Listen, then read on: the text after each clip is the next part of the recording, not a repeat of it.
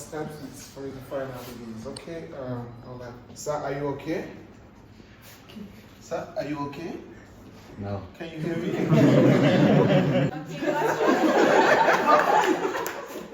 I'm sorry. Yes. Okay, 1, 2, 3. What I'm going to do with this hand? Place it in the Would I do it like this? Oh, Should I? Should I touch it? No. I shouldn't touch it, but how would I put it in the freeze down?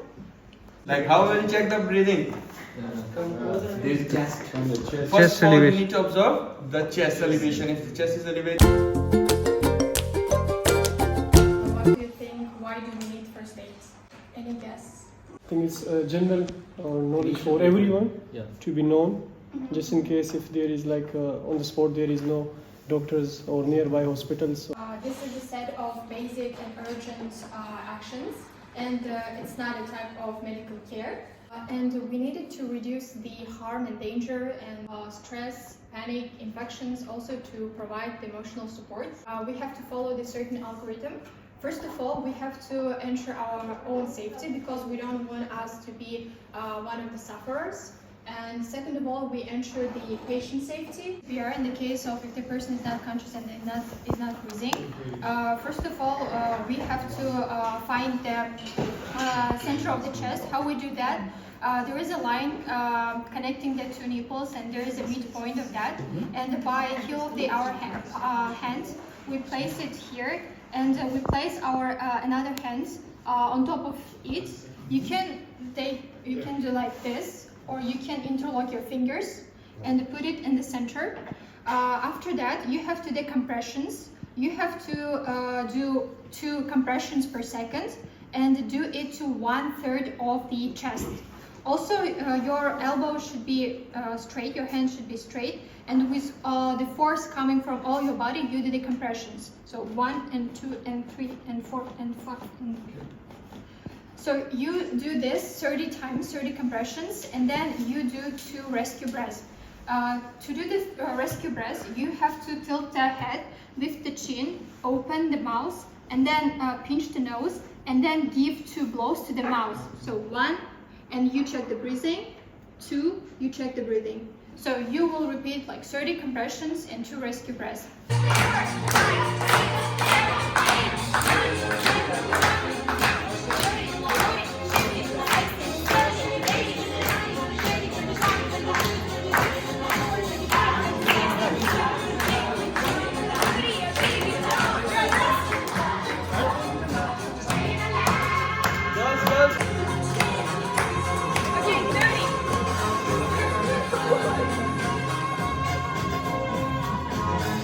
You should actually do it like this. Cross it, then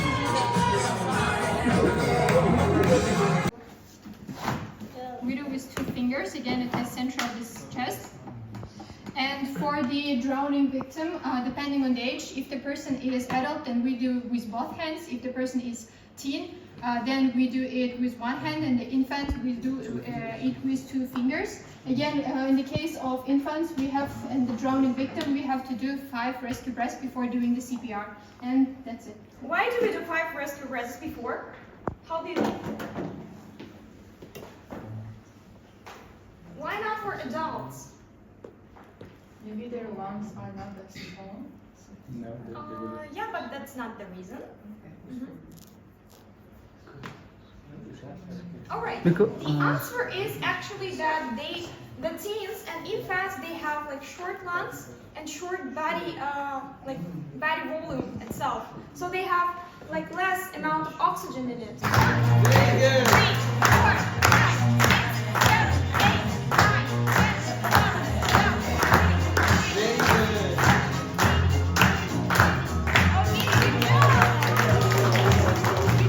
12. Incomplete airway obstruction is, as you said, when a foot is blocking your airway passage, but it's not that hard and you can speak and you can just cough it out. So in that case, you can just help to tap the shoulder of the person or to tell a person to cough more.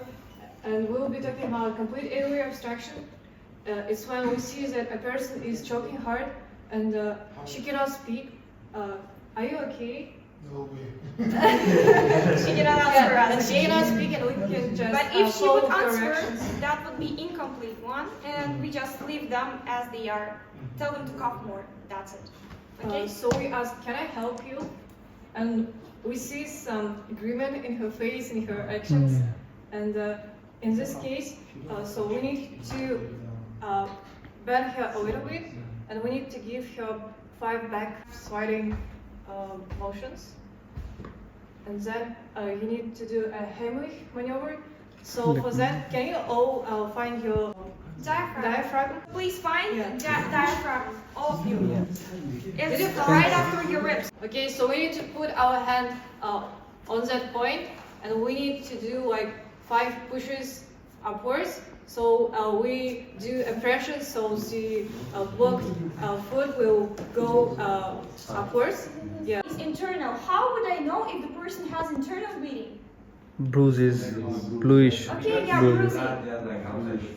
But bruisings, they are not immediate. Okay, bruisings are not immediate, but the skin color would be bluish, yellowish, greenish. All right, that's how we define the internal bleeding. And in case of internal bleeding, the only thing that you can do is to call the ambulance, give some cold compressions, do not give any food or drinks, and put person in a resting position. Okay. The next one is the external bleeding. So this one is when your major blood vessels are cut, for example, arteries or veins. I take the other part. This one is too long. And I do press it like that, cross it here, and do make a knot on the top. Okay. This one is called pressure bandage, and you should do this one in order to stop the blood right on the wound. If you would see her fingers turning blue a bit, you would need to release the pressure. You've got cut off. You've got your hand cut off. What are you going to do? Just breathe. Put your hand up. Oh yeah, good job. But I don't need this one, yeah? Right? Generally, we do the same thing, the same pressing bandage. Please put your hand. I take it to the wound. Ask the patient to hold this one if they're conscious, of course. Take the other one. Also, press it there. Make a cross. And then on the top we do the knot. I take also another bandage and do it from the second side. So you see I do it like this. Now I do it on a cross way. Also I do cross it here and make a knot on the other side, okay? Like that. What I'm going to do with this hand? Nothing. Pick it up. Freeze it. Sure. Freeze it. out. Freeze it. How would I freeze it? In the freezer. I'll put it in the freezer next to my, I don't know, yogurt. Just put it in the bag and then do something. Then cook Oh it. yeah, good job. But would I do it like this? Oh, Also, No. Should I touch it? No. I shouldn't touch it, but how would I put it in the freeze then? Tell the patient to hold their hand. Then I need 2 plastic bags or files or whatever you would find. Just make sure they're not that contaminated. So put my hand in one, put it in the other, and here in this thermos, I would take some ice from the fridge, maybe meat from the fridge, and make sure they're like kept in cold. Then I'm gonna close it, and when I give it to the patient, take it. Definitely, it's your gift. Should I? No, just keep it by the side. And By myself, yeah? by the side. That's not mine. I'm gonna need a third Wait hand. for the ambulance. And Yeah, sure. We're gonna wait for the ambulance and give it to the ambulance. Thank you. Yeah. Please hold it. Thank you. Gentlemen. And are you going to take off the Knife. knife? Why not? Why you don't want to help? Make more damage. No, because if you take it out, the blood will start flowing. Yeah, sure. That's what's gonna happen exactly. So what are we going to do? Have you ever tried donuts? Yeah. You did, right? So you know the shape of the donuts? Do the same stuff with the knife.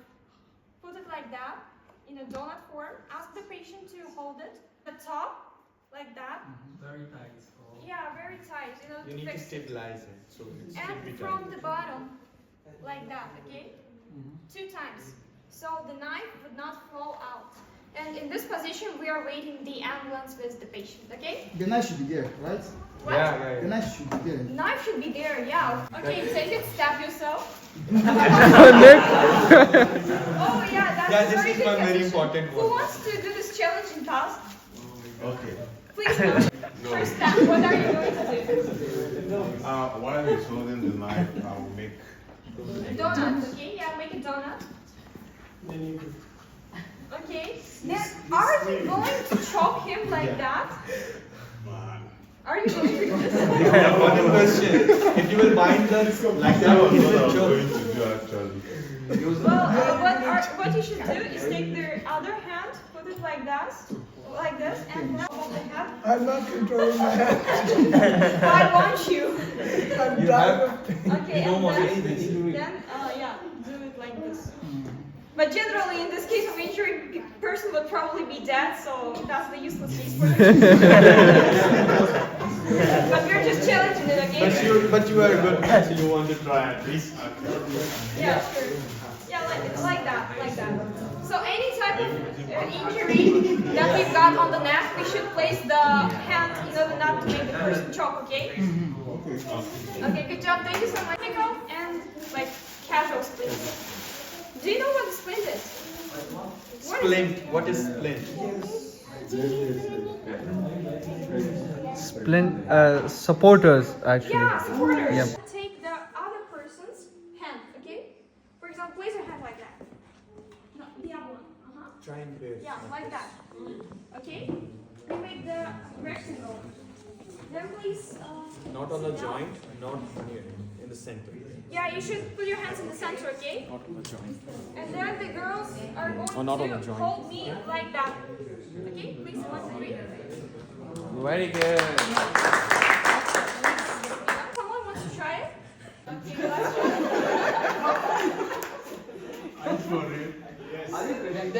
Okay, 1, 2, 3.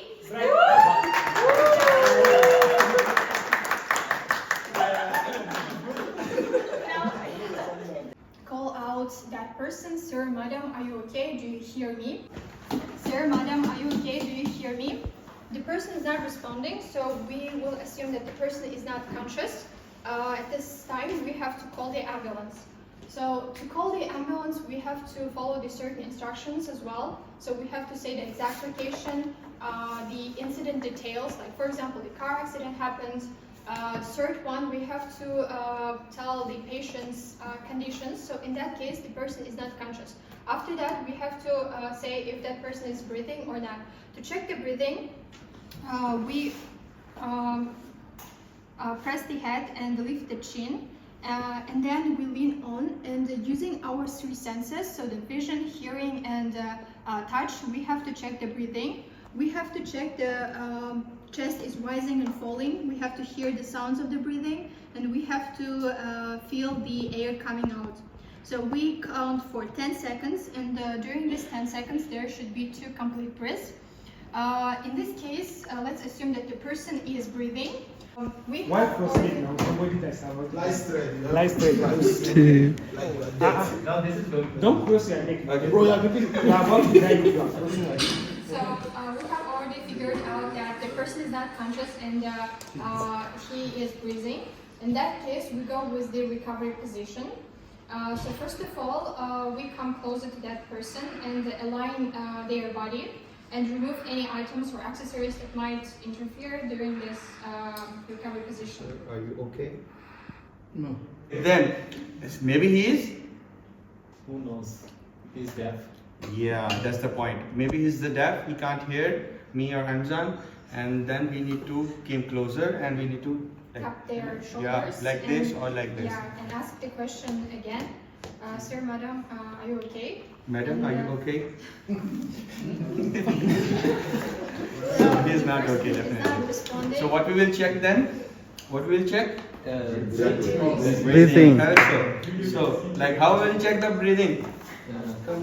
There's chest on the chest. First Chest of all, we elevation. need to observe the chest elevation. If the chest is Okay, I think the first step is for you to find out the beans. Okay, all right. Sir, are you okay? Sir, are you okay? No. Can you hear me? So I finalized he's not responding. So I try to find out like if he's breathing. So I'm gonna check the chest, see if he's still Elevating or not. And then okay, I just bring up my hair like closer to see if I can hear. Very good, very good. Then if not, also like I can also place my hand on his nostril to see if air is coming. And then if this is not working, and then I first think maybe like he's conscious and he's breathing. Okay. Feet. And Yeah. okay from there. And then I'll try to How? bend him. And then Yeah, using both sides. If you will just use the knee, it will cause rotation on the spinal cord, which may cause injury. So now, what you need to check next? so if I'm holding, Yeah, to stabilize. one leg he doesn't Stable, fall back, yeah. to stabilize the position. And then once this is done, I have to turn off the head upwards in order to enable the head passage. Every position. Come on. Start. What you will do? First of all, I will ask, like, hello sir and madam, are you breathing? I'm just... Firstly from distance. Yeah. Firstly from distance. If she's not responding, then go to the side. Okay. Next. If she is not responding, then I will go to her and like here. Try to hear. Yes. Very good. Very good. Then if she is breathing, then I will check for her hands. Like this. We're taking from on the ground, okay? Then we are going to do this thing closely to her, the closest position. And on my commands, we're gonna lift, okay? On the 3, we are lifting her. 1, 2, 3. Yeah, like that. And now, I'll be the commander, I'll be the leader. I'm gonna tell you where and when to walk. So we are now going 1, 2, 1, 2, 1, 2, 1, 2. Okay. Hit our hat, injure the hat. Just remove every of them. We would take the closest from ourselves and put it like under the patient's head. Okay? And if there's like any kind of dangerous stuff around us, we just throw it away. Okay? That's what we can do until the seizures are not ending. Until the seizures stop. Because their airways may be congested with some saliva, Fluid, which is, yeah. like mixed. Have you seen something mixed? Mixed milk? Yeah. The blender? Yeah, the same thing would be coming out of the person's mouth, okay? Do you think that we should put a spoon or our hand into the mouth of the person like that? Should I do this? No, because if you can bite off your hands. You lose your fingers. And you would need first aid yourself then.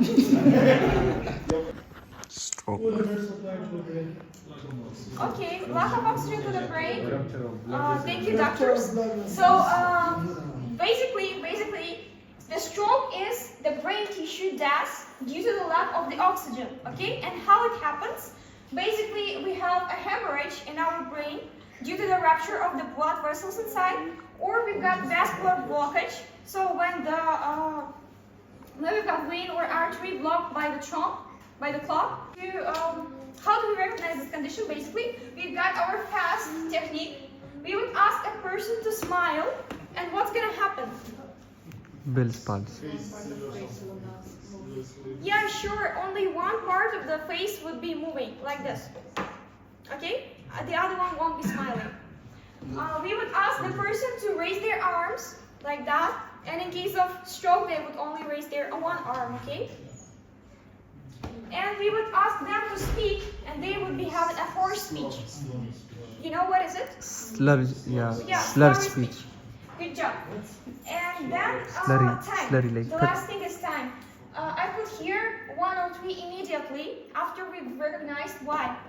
You can't do anything. Any delay, maybe less than 2-3 minutes, the patient can become paralyzed. Of course. Okay. So for the stroke, basically we've got no more than 3 hours to help the patient. But after the 3 hours, he would be like invalid, like totally invalid. Okay. So in order not to make the person disabled, we would need to call the ambulance as soon as possible and tell them that the condition is stroke, so they would be moving there as soon as possible, okay? Remember the FAST technique: face, arms, speech, and time, okay? Okay, that's how it works. Any questions? No questions? From outside, besides calling the ambulance? No, only calling the ambulance. They would do the medical procedures.